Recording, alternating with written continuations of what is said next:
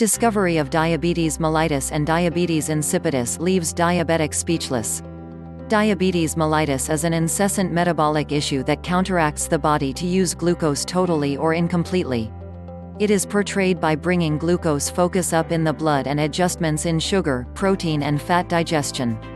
This can be because of disappointment in the development of insulin or freedom or activity. Since insulin is created by the cells of the islets of Langerhans, any subsiding in the number of working cells will diminish the measure of insulin that can be integrated.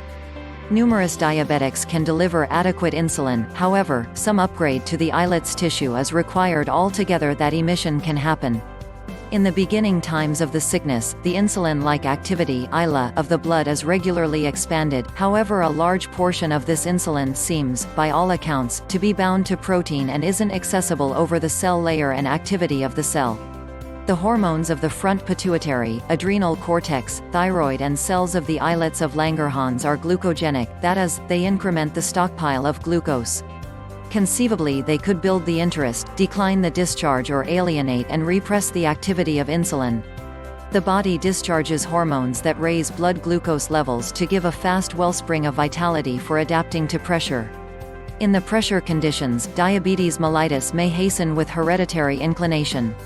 Diabetes insipidus is a condition that offers a portion of the indications of diabetes mellitus: huge pee yield, incredible thirst and in some cases a huge hunger.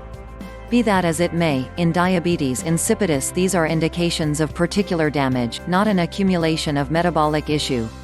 The disabled pituitary organ creates less enemy of the diuretic hormone, a substance that regularly helps the kidneys hold water. Click a link in the description to learn more about how to cure diabetes insipidus and diabetes mellitus.